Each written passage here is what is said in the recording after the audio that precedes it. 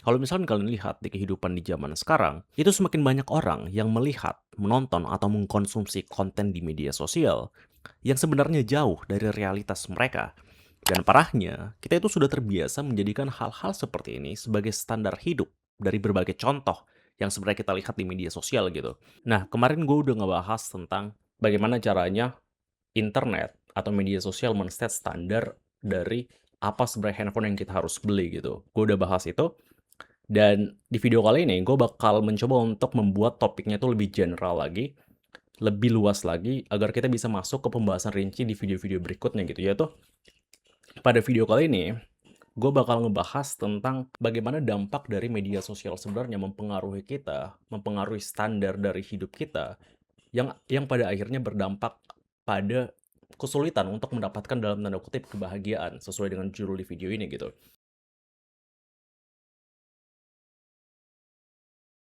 Oke, mungkin untuk memulainya, di sini gue mau membahas pertama adalah bagaimana mekanisme media sosial ini bekerja untuk membuat kita semakin adiktif terhadap media sosial itu sendiri.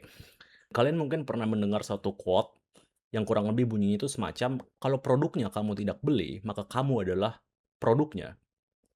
Something like that. Kayak misal laptop nih, atau pulpen aja nih ya. Ini pulpen gue beli 3.000 di toko, ini produknya adalah pulpen. Tapi kalau misalkan gue bisa menulis gua tanpa adanya pulpen ini, artinya produknya adalah gue gitu. Ya kurang lebih kayak gitulah penjelasannya. Nah di media sosial ini, karena dia tidak menjual suatu produk, kita menggunakan Instagram, Facebook, WhatsApp, dan semuanya gratis. Produknya adalah kita. Lebih spesifiknya, atensi kita terhadap sesuatu gitu. Atau hal yang simpelnya, di media sosial ini terus mempush kita untuk bagaimana kita bisa men-spend, menghabiskan waktu di sosial media sebanyak mungkin, ya kan? Jadi dia buatlah algoritma terhadap konten mereka, media sosial mereka yang mempertemukan antara kreator dan penonton. Nah, dan dari sinilah kreator itu berusaha untuk memenangkan persaingan ini, persaingan atensi yang dibuat oleh media sosial berdasarkan algoritma sehingga menghasilkan konten-konten yang kita lihat gitu. Nah, jadi poin gue yang gue mau jabarkan di sini adalah seringkali itu kita menyalahkan diri kita ketika kita menghabiskan waktu banyak di media sosial, ya kan? Ini adalah salah gue, ini adalah gue yang nggak disiplin dan sebagainya. Tapi menurut gue guys, ini jauh lebih kompleks dari itu. Bahkan menurut gue kalau misalnya gue mau bilang peran utamanya siapa dalam hal kecanduan kita, gue bisa bilang kayak perusahaan media sosial ini gitu. Karena mereka benar-benar berebut atensi kita kan. Apalagi kalau misalnya udah ada kompetitor tuh Instagram, TikTok, Twitter gitu dan segala macam. Kalau misalnya kalian lihat Instagram, TikTok, Twitter itu sekarang sama, mereka punya For You page tuh. Kita bisa scroll, scroll, scroll tanpa henti kan. Instagram itu kalau nggak salah dulu itu ada kayak ketika kamu masuk di Instagram, ketika semuanya udah kamu lihat, postingan-postingan teman kamu, itu udah nggak ada lagi yang kamu scroll kan. Dan sekarang dia udah ubah settingannya, algoritmanya. Sekarang kamu bisa scroll tuh sampai nggak ada hentinya gitu. Jadi poinnya adalah mereka benar-benar pengen mendapatkan atensi kita untuk kita bisa menghabiskan waktu kita di media sosial kan. Tujuannya untuk mendapatkan profit gitu. Nah, terus kreator itu berusaha membuat konten yang bisa dibaca oleh algoritma media sosial agar konten itu bisa sampai ke kamu. Jadi konten yang kamu lihat itu bukan suatu konten yang kamu tertarik doang, tapi konten yang kamu tertarik dan orang lain juga tertarik. Kamu melihat video ini, kalau gue nggak tahu kalian dapatnya dari mana, tapi kalau misalnya dari rekomendasi YouTube kalian, itu bukan cuman karena kamu mungkin tertarik dengan video itu, tapi karena ada juga data yang mengetahui kalau ada orang lain yang tertarik pada video ini, sehingga dia merekomendasiin video aku gitu. Kalau misalnya kamu kamu klik video ini dari rekomendasi YouTube ya kan. Nah, jadi konten yang kita lihat di media sosial adalah konten yang udah terfilter menjadi sesuatu yang benar-benar sangat adiktif berdasarkan preferensi kita dan juga diuji coba oleh ratusan ribuan jutaan orang lainnya sehingga kita benar-benar bisa mendapatkan konten yang bagus dalam tanda kutip berdasarkan preferensi kita gitu. Nah, kenapa gue ngebahas poin ini? Karena ketika algoritma ini berjalan, algoritma media sosial ini berjalan, preferensi konten yang dibuat itu akan selalu menjadi, pada akhirnya, menjadi konten yang paling bagus. Dan kata konten yang paling bagus ini, gue nggak bilang paling bagus dalam segi visual doang. Gue juga membuat kayak kata bagus ini bisa jadi kayak bagus dalam arti joke yang paling bagus, bisa arti entertainment yang paling bagus, bisa artinya bisa mungkin edukasi yang paling bagus, storytelling yang paling bagus, editing yang paling bagus, apapun preferensi kalian terhadap sesuatu dan juga preferensi orang lain yang membentuk algoritma media sosial, menentukan konten yang kalian mau, lihat kan. Nah, secara nggak langsung, semua proses sirkulasi konten ini, dari media sosial tujuannya pengen mendapatkan profit, kreator juga pengen mendapatkan keuntungan juga, of course, secara tidak langsung, konten yang kamu lihat adalah konten yang terbaik dari yang terbaik, supposed to be, right? Nah, akhirnya konten yang bagus ini perlahan menjadi standar dari bagaimana seharusnya kita hidup. Nah, di sinilah permasalahannya menurut gua. Kita masuk ke chapter 2.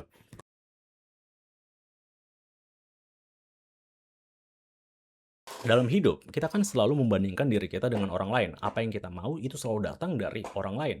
Aku mau membuat video karena aku melihat ada orang lain yang membuat video seperti ini. Aku mencoba untuk membeli lighting ini karena aku melihat ada orang karena gue melihat tutorial ternyata kalau misalkan mau buat video yang bagus harus pakai lighting yang bagus biar orang-orang lebih lebih sharp lihatnya kan. Semua yang kita mau itu berdasarkan apa yang kita lihat gitu. Tapi perbedaannya adalah kalau misalnya kita bandingkan di zaman dulu, misal di zaman I don't know, mungkin 500 tahun yang lalu gitu. Kita itu hanya melihat perbandingan akan standar dari bagaimana kita hidup itu dari orang-orang sekeliling kita. Kalau misalkan ada orang yang mungkin apa di zaman dulu, eee I don't know, mungkin kayak kain yang keren, sarung yang keren mungkin kayak orang-orang tradisional yang gua tahu kayak gitu kan. Kalau misalkan gua ngelihat ada orang yang memakai sarung yang keren mungkin di zaman dulu kan, gua mungkin bakal pengen mendapatkan sarung itu. Dan sarung itu pun gampang banget didapatnya, mungkin ada mbak-mbak yang buat itu gitu. Jadi gua harus bekerja keras aja gimana pun caranya biar gue bisa buat sarung itu. Itu konteks kehidupan zaman dulu gitu. Kita melihat realitas dari bagaimana kita hidup, bagaimana apa yang kita mau dari sekeliling kita, dan juga sangat possible dari realitas dari hidup kita kan. Nah, bedanya di kehidupan media sosial, kita mengambil bagaimana cara kita hidup, bagaimana cara kita memakai, mengkonsumsi, membuat sesuatu untuk memenuhi apa kebahagiaan kita, bukan cuma dari apa sekeliling kita, tapi apa yang ada di internet. Dalam hal ini, itu bisa berdampak negatif ketika kita lupa realitas dari kehidupan kita sendiri. Dengan segala kondisi, struggle, dan hal-hal apapun yang ada di dalam hidup kita. Contohnya gini, kalau misalkan ini hal-hal yang klasik banget dari zaman dulu gitu. Kalau misalnya kita ngelihat di postingan di Instagram kan, banyak orang yang memposting sesuatu yang paling keren, entah itu mungkin tempat berpergian mereka yang paling keren, foto mereka yang paling cantik atau yang paling ganteng, eee, habis itu mereka makan apa, itu kan kayak mereka berusaha untuk foto banyak-banyak, terus apa yang paling keren, itu yang bakal di-upload kan. Dan emang secara kita sebagai seseorang yang pengen melihat, mungkin kita nggak bisa pungkiri juga, kita udah, eee, menggunakan logika dari bagaimana media sosial ini nge-push sesuatu ini, biar kita itu melihat sesuatu yang lebih keren, yang paling keren dibandingkan apa realitas kita gitu. Sehingga ketika misalkan kita ngelihat orang yang makan makanan mewah mungkin, apapun makanan mewah di tempat mewah, itu sesuatu yang emang lebih keren, which is emang lebih keren sebenarnya, dibandingkan makan-makan yang di warteg gitu ya kan. Tapi permasalahannya adalah, yang mana realitas kita? Bukankah realitas kita adalah makan. Well, ini, tergantung gitu, tapi kalau misalnya gue pribadi, gue kan orang yang makan di warteg gitu. Nah, jadi ketika misalkan gue sering melihat konten-konten makan yang mewah ini, gue merasa makanan gue yang ada di warteg itu yang gue pesan cuman 10.000, 15.000, itu sekarang udah menjadi makanan yang benar-benar kurang, makanan yang benar-benar tidak cukup. Bukan karena emang bener-bener ini tidak cukup, karena bagi gue ini udah cukup banget kan. Tapi karena konsumsi media sosial yang kita terus nikmatin gitu. Ada juga kita insecure terhadap pencapaian kita. Orang-orang itu keren-keren semua di sosial media. Orang-orang itu mendapatkan pencapaian ini, mendapatkan pencapaian itu. Sementara hidup kita di sini-sini aja. Padahal kenyataannya banyak banget orang-orang yang sebenarnya tidak mendapatkan pencapaian yang sama, tapi mereka nggak posting aja. Tapi karena secara tidak langsung media sosial ini membuat standar dari kita itu harus keren dulu, kita ini harus bagus dulu agar boleh memposting sesuatu di media sosial. Akhirnya kita berada di ilusi seakan-akan semua orang itu bahagia, seakan-akan semua orang itu hidupnya keren, pencapaiannya banyak, dan lain-lain. Dan secara nggak langsung, kita ngelihat hidup kita yang gini-gini aja, yang tadinya mungkin baik-baik aja, karena kita keseringan menonton konten-konten seperti ini, konsumsi hal-hal seperti ini, akhirnya kita ngerasa serba berkekurangan. Nah, inilah maksud gue gitu. Penekanannya di sini adalah apa yang kita konsumsi di media sosial itu tidak sama dengan realitas dari pengalaman kita. Jika kita mengkonsumsi sesuatu dan kita mengharapkan itu menjadi standar dari bagaimana cara hidup itu seharusnya, dan ada mismatch di situ antara realitas dari kehidupan kita, seperti halnya contoh gue tadi yang kehidupan gue makan warteg, akan terjadi perubahan akan standar dari bagaimana hidup itu seharusnya, yang harusnya gue baik-baik aja makan di warteg menjadi itu adalah suatu problem. Nah, oke, sekarang kita masuk ke chapter 3.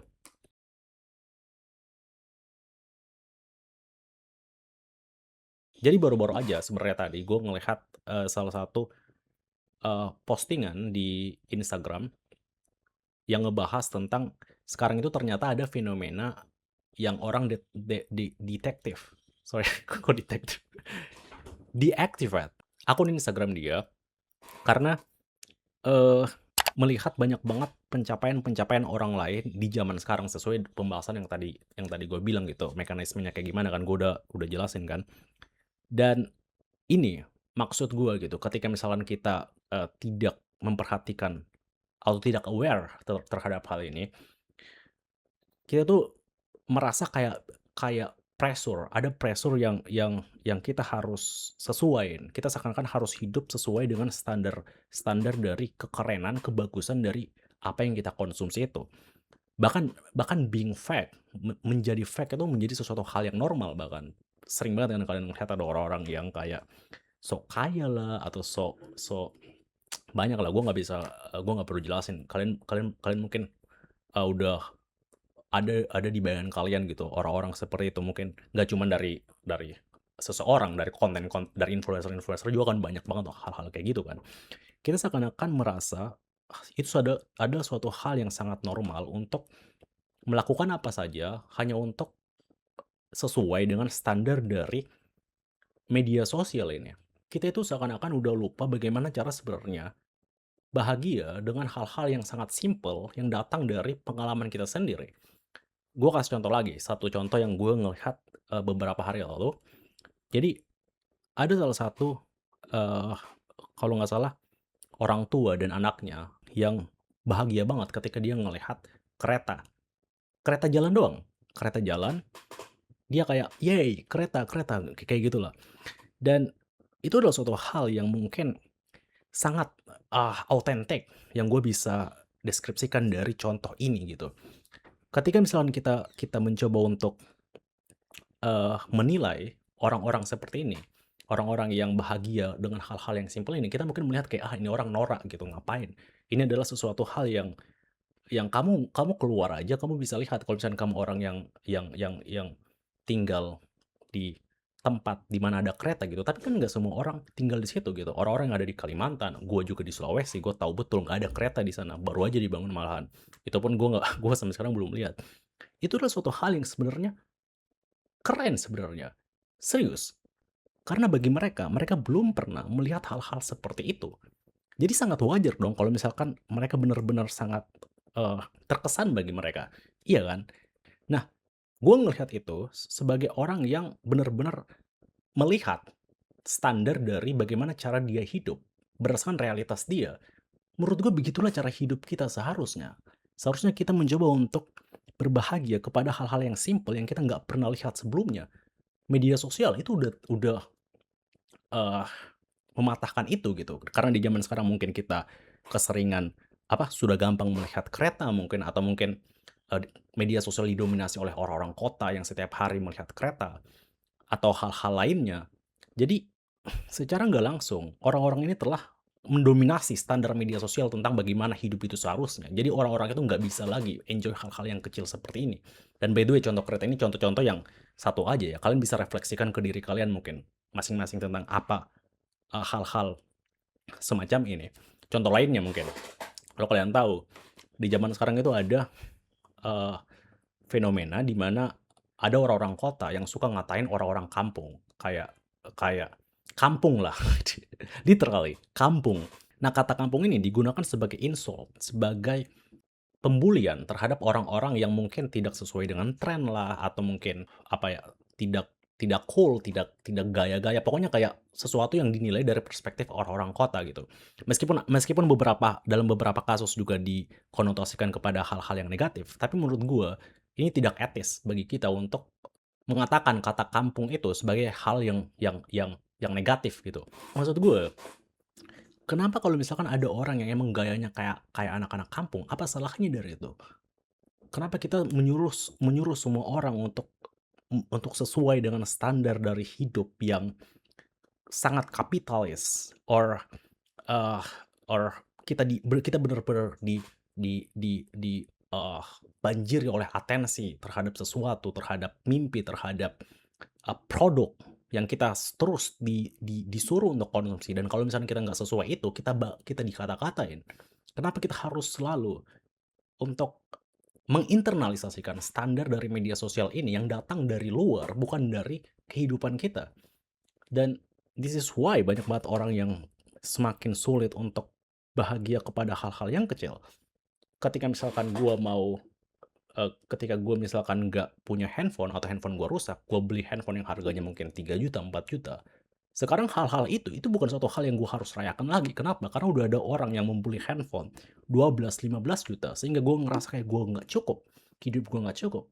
Ketika gue mencoba untuk bersyukur karena gue mendapatkan eh subscriber mungkin. Kayak gue dapat subscriber kemarin 400, lumayan.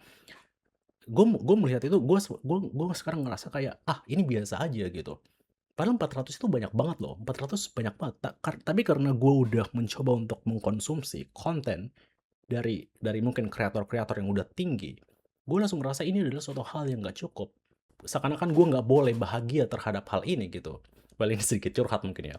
Tapi karena ini realitanya gitu, termasuk kayak pembuatan video ini. Ketika misalnya gue buat video, ini kan gue buat video esai kan, nggak ada skrip yang detail gitu. Gue hanya pakai kayak semacam kayak mind mapping gini, draft-draft yang kayak gini. Gue nggak tahu kalian lihat atau enggak. Ini berantakan juga sebenarnya. Karena emang gue nggak bisa, bukan nggak bisa sih, tapi nggak mau untuk menulis rinci, biar gue melatih artikulasi gue juga gitu. Nah, tapi poin gue adalah ketika gue mencoba untuk membuat video dengan proses semua ini, gue ngerasa kayak gue masih kekurangan banget. Gue ngomongnya muter-muter. Kemarin juga ada yang sempat kritik gitu, gue sok keren lah dan segala macam. Dan sebenarnya gue apresiasi kritik itu gitu. Tapi poin yang gue mau sampaikan adalah ketika misalkan semua proses ini udah selesai, gue bakal ngedit video ini dan gue bakal mencoba untuk melihat, anjing, ternyata benar juga ya. Ternyata gue nggak sesuai dengan standar dari bagaimana video itu seharusnya.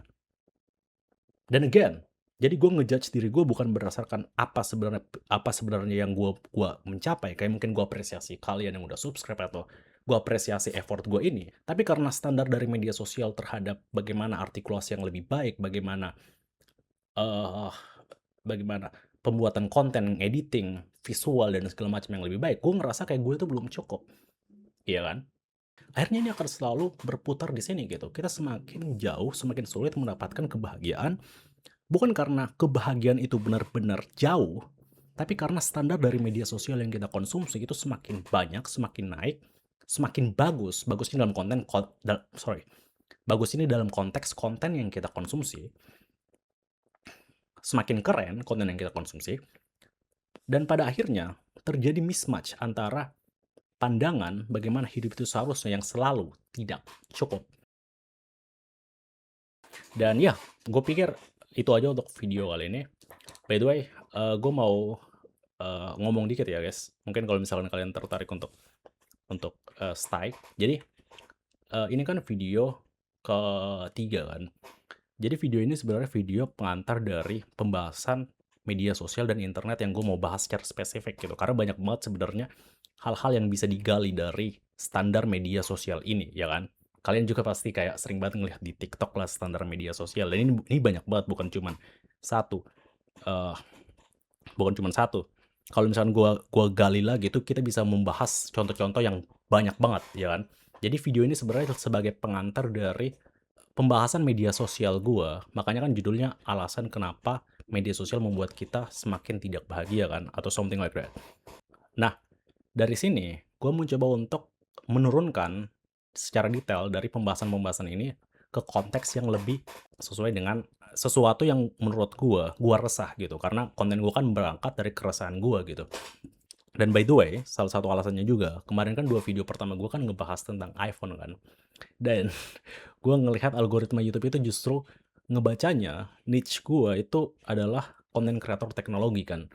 Jadi jadi itu masalahnya, gue perlu kayak merombak dulu nih niche gue. Gue mau sebenarnya bukan cuman ke teknologi itu kayak pintu masuknya lah. Karena kemarin topik yang paling gue bener-bener kayak udah nangkep ini adalah tentang iPhone karena gampang banget diartikulasi kan.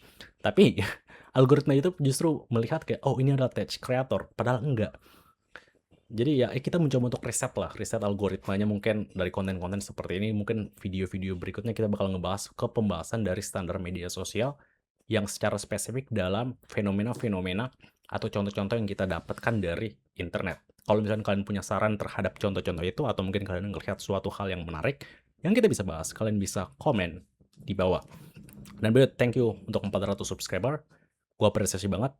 Eh Jangan lupa juga subscribe by the way, kita next ke 1000 subscriber biar kita bisa monet. Dan jangan lupa like juga kalau kalian tertarik. Itu aja.